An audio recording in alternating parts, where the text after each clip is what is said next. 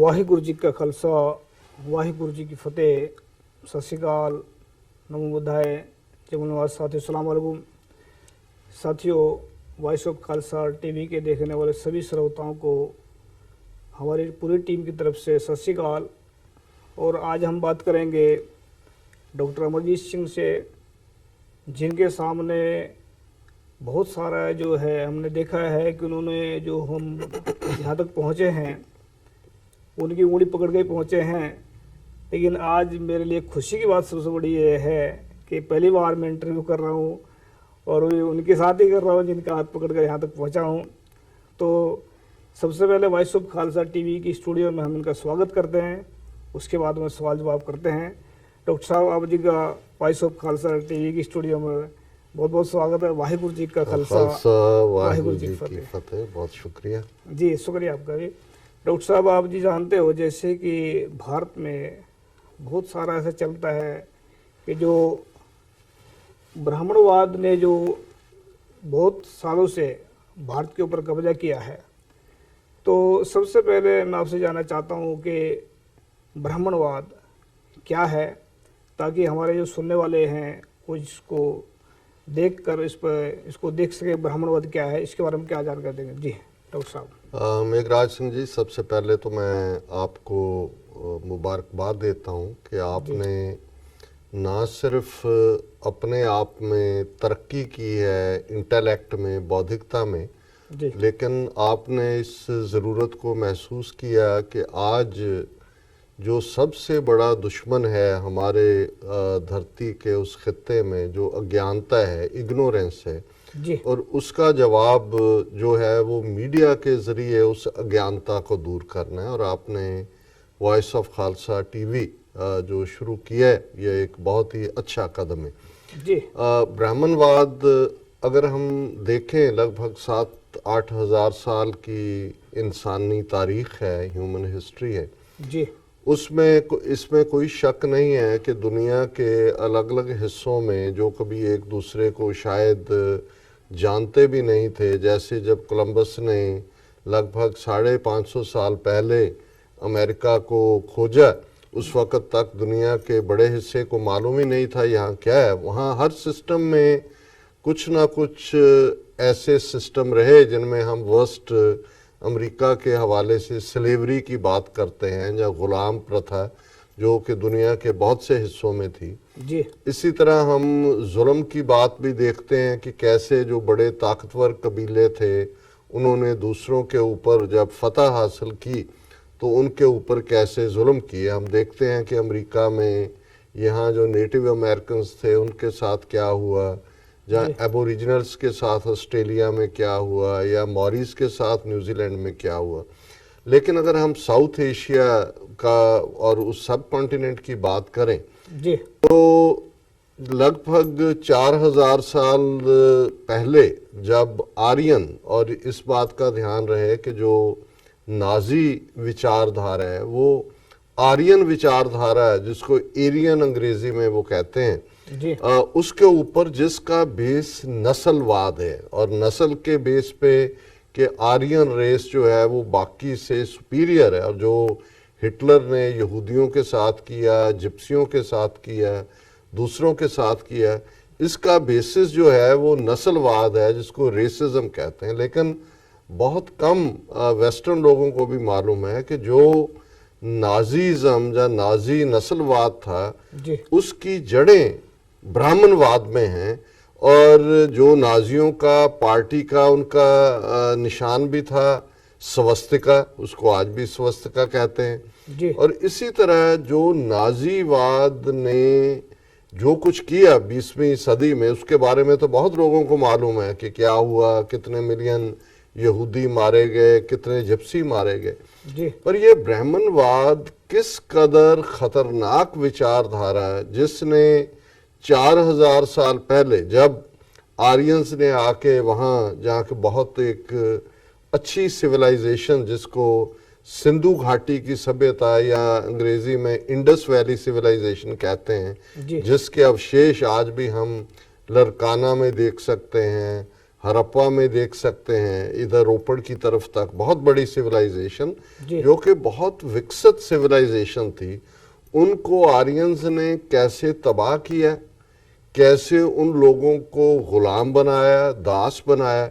और ये जो जात पाती सिस्टम या वर्ण व्यवस्था, इस बात का ध्यान रहे, वर्ण का मतलब संस्कृत में रंग होता है, कलर, जी। Based on colour. सो जाहिर है कि ये जो हमलावर थे आर्यन, ये लंबे कद के, गौरे रंग के, गोरा वर्ण, लंबा नाक, ये इनकी रेस थी जो आर्यन है, जो जिसको आज यहाँ कॉकेशियंस कहते हैं। जी। और जो वहाँ के मूल निवासी थे, जिनको इन्होंने सबसे पहले शूद्र बनाया, जिसके लिए आज लफ्ज़ हम दलित इस्तेमाल करते हैं, वो वहाँ के मूल निवासी थे द्राविड़, जिनको इन्होंने कहा।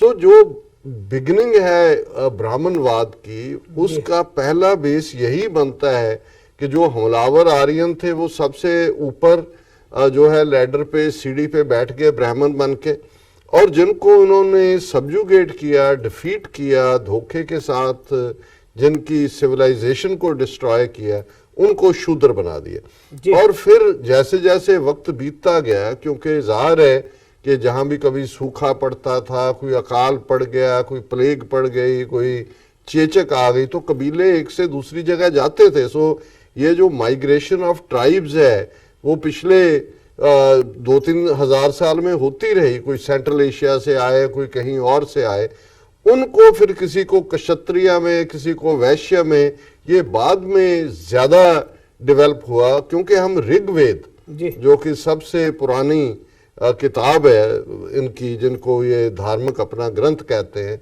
वो लगभग 3500 साल पुरानी है। और उसमें वर्ण व्यवस्था का कि यज्ञ कैसे करना है, जैसे ऋग्वेद है तो ब्राह्मण का रुतबा ऋग्वेद में है। सो जाहिर है कि ये वर्ण व्यवस्था या जात पाती व्यवस्था ये लगभग 4000 साल पहले चली जाती है। और इसका ये प्रचलन तो तभी से ही शुरू हो गया है। जो वहां के थे मूल निवासी, उनको शूद्र बनाया, पर वक्त बीतने के साथ अगली सदियों में इसको और टाइट किया गया।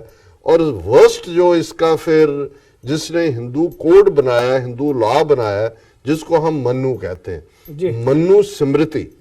बेशक स्मृतियां जो हैं वो वेदों की इंटरप्रिटेशन है, लेकिन मनु स्मृति एक्सक्लूसिवली हिंदू लॉ है, जिसने इस वर्ण व्यवस्था को फिर बिल्कुल, जिसको हम अंग्रेजी में कहते हैं, कोडिफाई किया, उसका कानून बनाया। और कानून क्या थे वो हमें मालूम है कि कैसे पक्के तौर पे नॉन ब्राह्मण से जो है वो सारे हकूक वो छीन लिए गए, एजुकेशन का, उनको जानवरों से बदतर बना दिया गया। उनका यहाँ तक जो मनु संहिता हम देखते हैं कि अगर वेद मंत्र वो कोई उच्चारण कर ले तो उनकी जीभ काट दो, अगर उनके कानों में पड़ जाए तो सिक्का पिघला के उनके कानों में डाल दो। और यही हकूक जो है इस कदर शूद्रों जैसे औरतों के लिए भी रखे गए, जो कि फिर बाद में हम देखते हैं कि जब हिंदू इतिहास भी आया, जो उसमें वो सभी जो ब्राह्मणवाद का रूप था वो किसी ना किसी फॉर्म में सामने आया। जैसे हम गोस्वामी तुलसीदास की तुलसी रामायण, जिसको रामचरितमानस कहते हैं, 15वीं सदी में गोस्वामी तुलसीदास है। और वो उसमें जबकि वहाँ एक तरफ भक्ति लहर की बात हो रही है, पर गोस्वामी तुलसीदास कह रहे हैं कि ढोल ढोर शूद्र और नारी सारे चारों ताड़न के अधिकारी। और अब वहां वो शूद्र और औरत, क्योंकि मन्नु ने वो वर्ण व्यवस्था जो है वो लॉ बना के ऐसी बना दी। सो ये है विचारधारा, आइडियोलॉजी। क्योंकि मैं इस बात पे स्ट्रेस करता हूं कि जब हम ब्राह्मणवाद कहते हैं तो हम किसी एक को सिंगल आउट नहीं करते, हम नफरत की बात नहीं करते। हम जैसे नाजीवाद, फाशीवाद, मार्क्सिज्म, कम्युनिज्म है, ऐसे ब्राह्मणिज्म है। सो ब्राह्मणिज्म एक आइडियोलॉजी है जिसके तहत फिर जो सफरिंग इन 4000 साल में उस खत्ते में इंसानों ने उठाई, उसका सबूत आज भी हम देख रहे हैं। 72 साल हो गए सो कॉल्ड आज़ादी के नाम पे कमीशन भी बने हुए हैं, कॉन्स्टिट्यूशनल सेफ गार्ड्स भी हैं, रिजर्वेशंस भी हैं, लेकिन ब्राह्मणवाद का बोलबाला एक सफियर में नहीं, धार्मिक में भी, सामाजिक में भी, राजनीतिक में भी, थिंकिंग जी। डे टू डे लाइफ में भी। सो ब्राह्मणवाद जैसी खतरनाक आइडियोलॉजी 7-8 हजार साल के इंसानी तारीख में, इतिहास में और कोई दूसरी नहीं हुई जिसने जुल्म का अंत कर दिया है।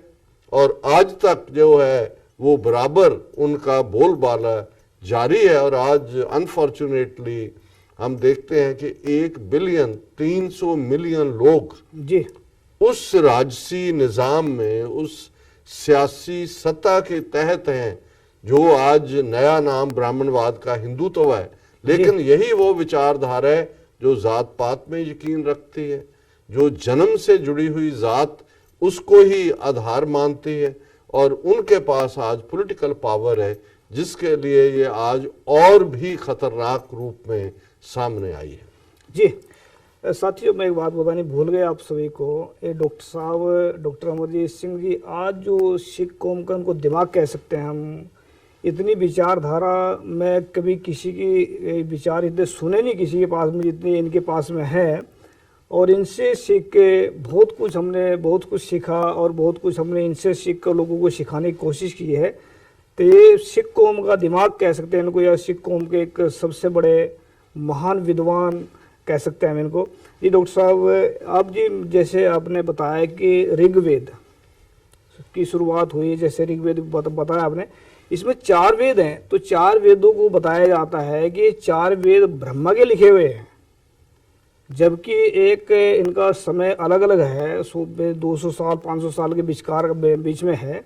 तो क्या आप थोड़ा इसके बारे में खुलासा करें कि ये चारों वेद ब्रह्मा ने लिखे हैं या इसके पीछे क्या खेल चल रहा है इसके पीछे? जी डॉक्टर साहब। पहली बात तो अगर हम देखें कि ब्रह्मा भी ब्राह्मण नहीं बनाया जी, ब्रह्मा तो कभी एग्जिस्ट नहीं, ब्राह्मण अपने आप को ही ब्रह्मा कहता है। जी। और यही कारण है कि बेशक ब्रह्म लफ्ज गुरबानी में भी भगवान के लिए भी आया है, परम सत्ता के लिए आया है जी, लेकिन जब ब्राह्मण का ब्रह्मा आता है तो वो ब्रह्मा तो उसके तो जो करतूत है वो यहाँ शायद डिस्कस भी नहीं की जा सकती कि ब्रह्मा ने क्या क्या नहीं किया जी, है। जी, तो उन्होंने जब वर्ण आश्रम को जस्टिफाई किया तो ब्रह्मा के साथ मिला के कि ब्राह्मण उसके मुंह से निकले, कि क्षत्रिय उसकी छाती से निकले, वैश्य उसके जो है वो उदर से निकले और शूद्र जो है उसके पाँव से निकले। सो इनका ब्रह्मा भी जन्म से ही ब्राह्मण ने उस किस्म का बनाया हुआ है।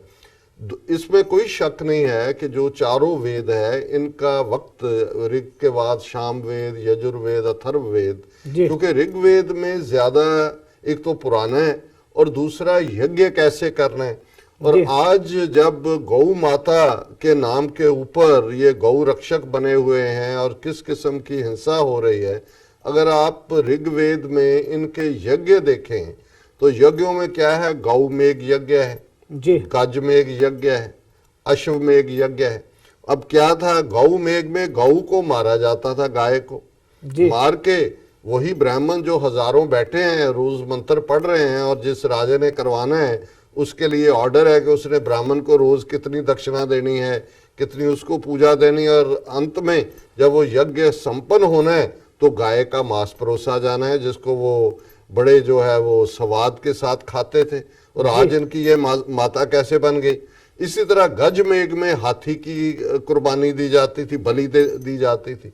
अश्वमेघ में घोड़े की दी जाती थी। सो ये इनका जो ब्राह्मणवाद का ढगवंश है वो पहले वो उसकी शुरुआत ऋग से है। बाकी वेदों का आपने टाइम फ्रेम पूछा, ये तो हंड्रेड्स ऑफ, इसमें कोई शक नहीं है कि जो स्कॉलर किस्म के लोग ब्राह्मण ने, क्योंकि एजुकेशन तो अपने हाथ में ले ली, किसी को पढ़ने लिखने का अधिकार नहीं था।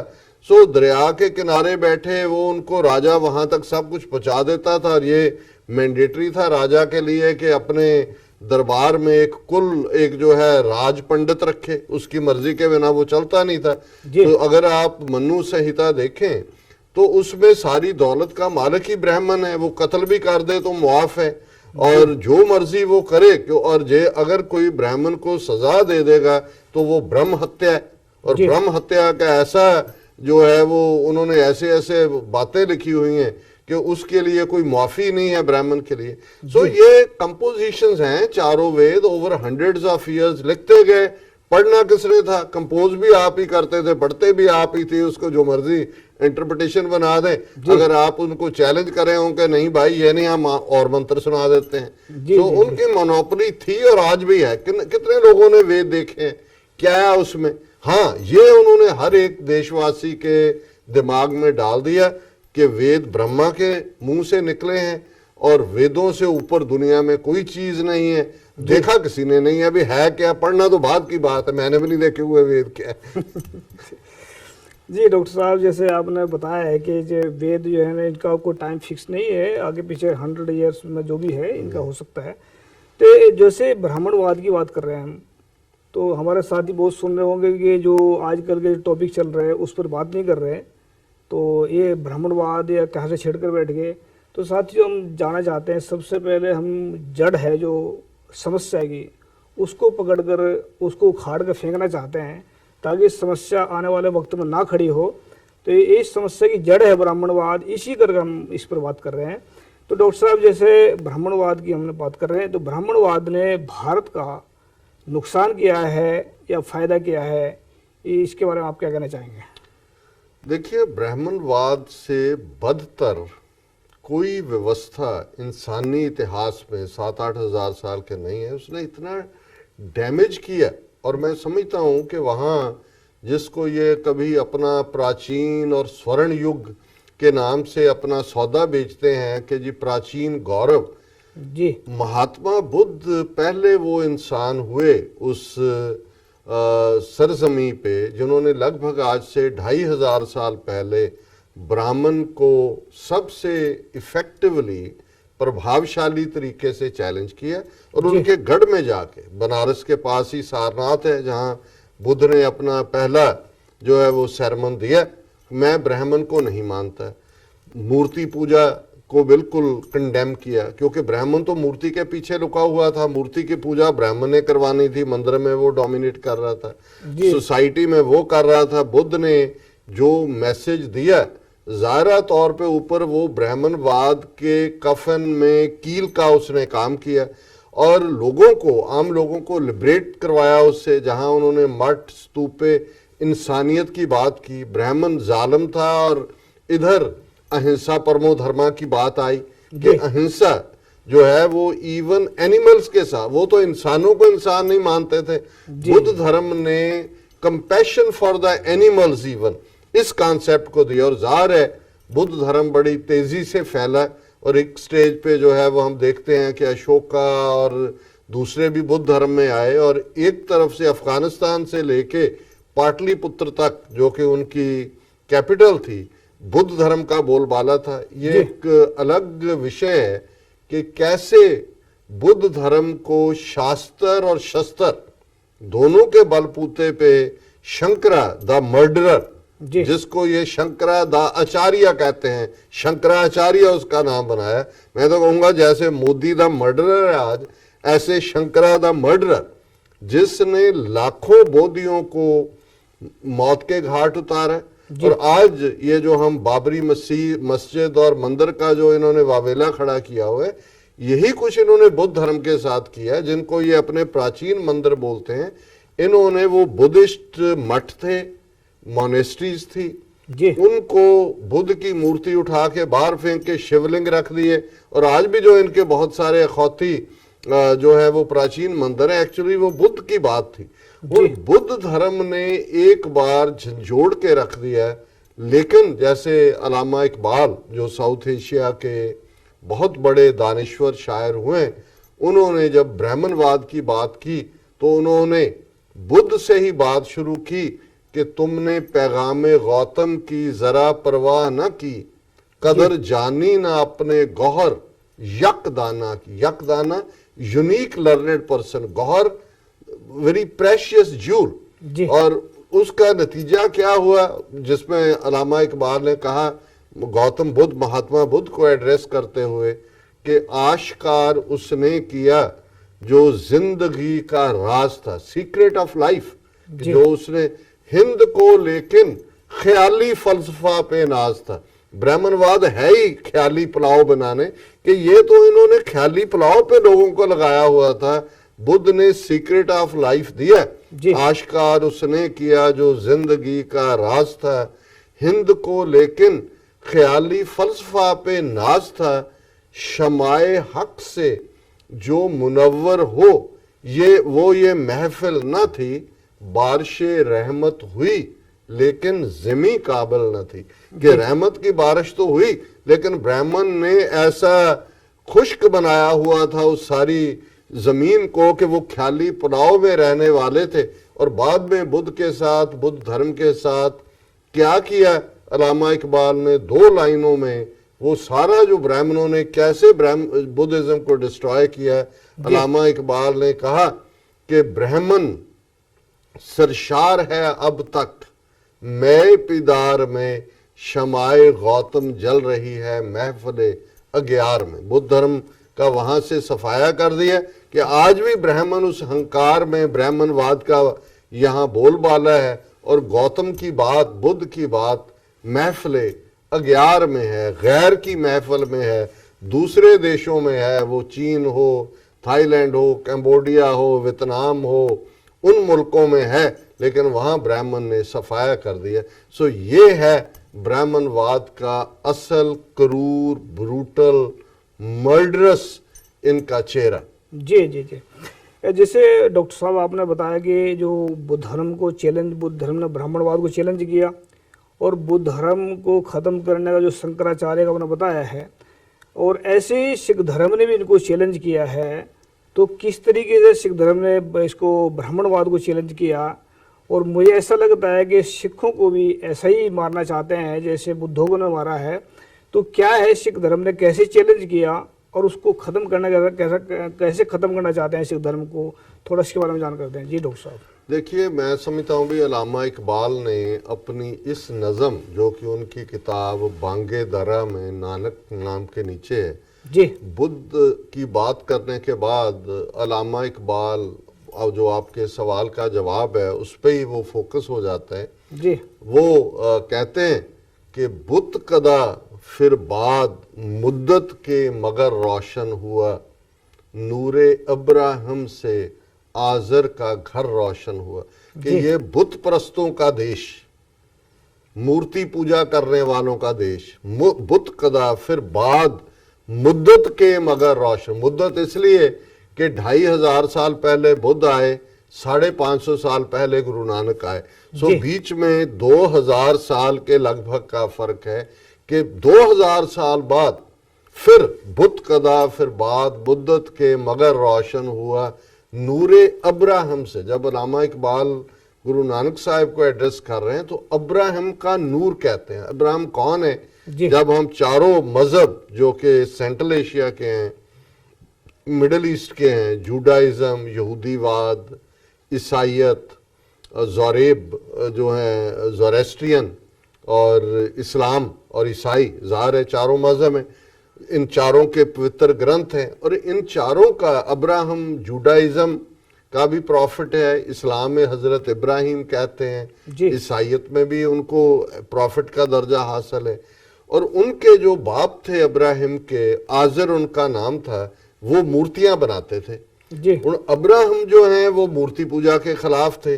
सो इसीलिए गुरु नानक साहब का प्रकाश मेहता कालू के घर होता है, जो कि उस ट्रेडिशन के हैं जहां हिंदू थॉट में मूर्ति पूजा थी। सो उन्होंने जब अल्लामा इकबाल का सिंबॉलिज्म इतना जबरदस्त है कि इस, और वो गुरु नानक में चारों ही मजहबों के, जो मिडल ईस्ट के हैं, सेमेटिक धर्म जिन्हें कहते हैं, नॉन आर्यन, उनके पैगंबर को, प्रॉफिट को वो गुरु नानक में देखते हैं कि उनके आने से क्या हुआ।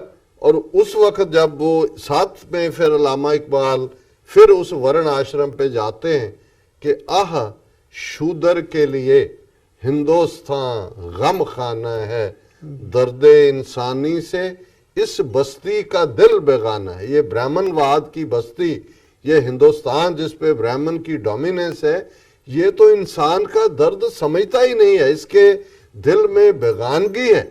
लेकिन वो आवाज़ जो गुरु नानक साहब की उठी, उसको अल्लामा इकबाल ने फरमाया, आह शूदर के लिए हिंदुस्तान गम खाना है, दर्द इंसानी से इस बस्ती का दिल बेगाना है। फिर उठी आखिर सदा तौहीद की पंजाब से, जी। हिंद को एक मर्द कामल ने जगाया ख्वाब से। तौहीद है एक रब, साहिब मेरा एको है, जी। एको है भाई एको है, सबना जिया का एक दाता, सो मैं विसर ना जाए। कि ये मुद्दतों के बाद इन बुत परस्तों के देश में वो तौहीद की आवाज आई, जिस बुत परस्तों ने शूद्र के लिए इस देश को गम खाना बनाया था, वहां गुरु नानक आए और गुरु नानक की वो आवाज, नीचा अंदर नीच जात, नीची हूं अत नीच, जी। नानक तिन के संग साथ, वड्या स्यों क्या रीस, जिथे नीच समालियन तिथे नदर तेरी बख्शीश। के मैं इनके साथ खड़ा हूं, जहां पे इन नीचों को, जिनको शूद्र बनाया हुआ है, उनकी सेवा होगी, उनकी संभाल होगी, उनको डिग्निटी, उनको स्वैमान दिया जाएगा।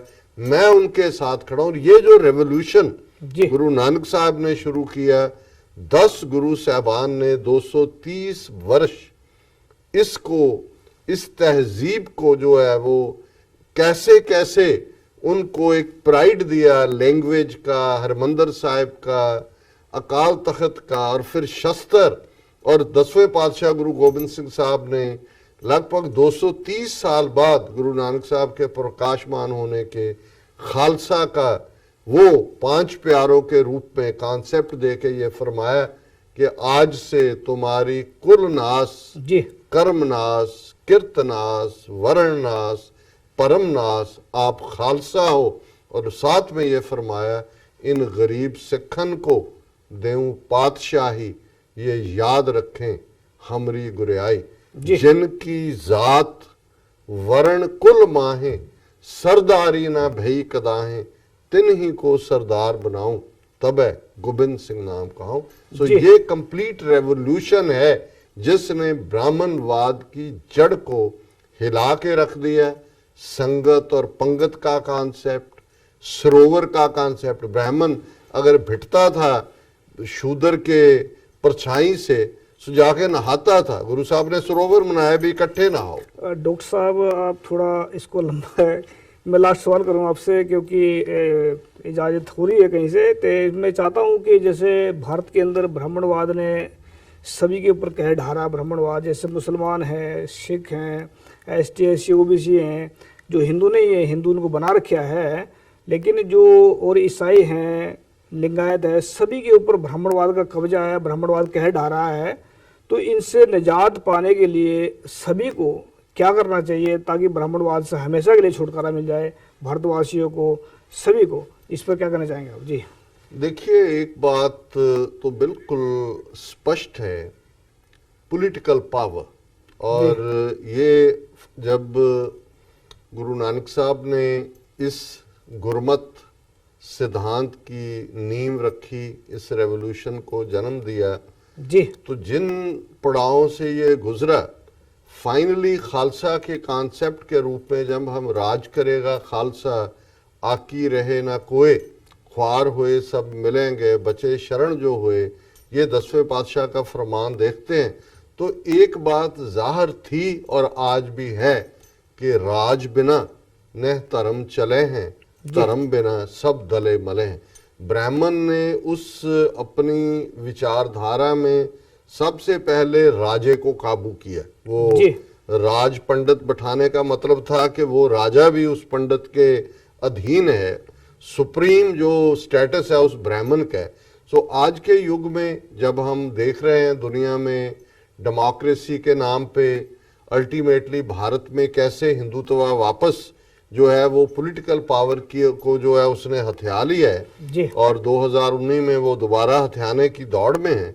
सो मैं ये समझता हूँ कि हमारे लिए, जिसमें जिनको आपने सभी ने गिनाया, जो कि ब्राह्मण, जिनकी आबादी शायद 3.5-4% से भी कम है, पर कैसे उन्होंने इस ब्राह्मणवाद की जकड़ में 1,300,000,000 लोगों को लिया हुआ है, हमें ये समझने की ज़रूरत है। और ब्राह्मण ने यही नहीं कि 4 वर्ण बना के छोड़ दिए, 6,000 से ज़्यादा फिर गोत्र जो हैं वो भी खड़े किए, ताकि कभी ये ना हो कि सारे क्षत्रिय इकट्ठे हो जाएं, सारे वैश्य इकट्ठे हो जाएं, या सारे शूद्र इकट्ठे होके आ जाएं।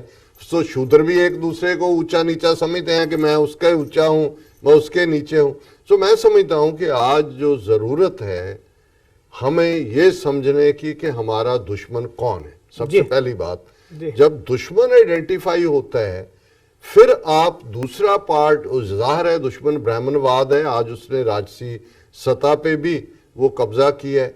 दूसरा, फिर जैसे भाई गुरदास जी जो बहुत बड़े सिखों के स्कॉलर हुए 400 साल पहले, उन्होंने फरमाया कि किस उद्यम ते राज मिले, जी शत्रु ते सब होवे मीता। ये बात समझने की ज़रूरत है। आज हमारे सिखों में भी एक क्लास है जो सिर्फ भजन कीर्तन नाम और उसके नाम पे बाकी सभी से वो किनारा करना चाहती। ये बात नहीं है। मीरी पीरी का कॉन्सेप्ट ही ये है, आपके हाथ में किसी ने माला नहीं रहने देनी, आपको धर्मी नहीं रहने देना। ये आपके हाथ में तलवार नहीं है, और तलवार पॉलिटिकल पावर ही होती है। एक तो तलवार हमारा है, आर्टिकल ऑफ फेथ है, दूसरा पॉलिटिकल पावर है। तो हमें टुगेदरनेस के साथ पॉलिटिकल पावर जिस ब्राह्मण ने हत्याई हुई है उसको तार तार करना होगा। यही वहां का सोल्यूशन है। जी जी डॉक्टर साहब, बहुत बहुत धन्यवाद आपका। आप हमारे स्टूडियो में आए, और आने वाले वक्त में फिर दोबारा आपसे बातचीत करेंगे। तो आज के लिए आपका बहुत बहुत धन्यवाद। वाहिगुरु जी का खालसा, वाहिगुरु जी की फतेह। साथियों, वॉइस ऑफ खालसा टीवी एक मनुष्यता की आवाज़ है, मानवता की आवाज़ है। इस पर हम सभी के विचार लेते हैं, और आपके सामने जो डॉक्टर साहब ने रखे विचार, ये भी आपने सुने होंगे। तो इनके विचारों से आप एक क्रांति लेकर आएंगे विचार सुनकर, ताकि भारत से जो मनुवाद है या ब्राह्मणवाद है या नाजीज़म है, इसको ख़त्म किया जा सके। तो जुड़े रहे वॉइस ऑफ खालसा टीवी के साथ में। मिलते हैं नेक्स्ट प्रोग्राम में। वाहिगुरु जी का खालसा, वाहिगुरु जी की फतेह।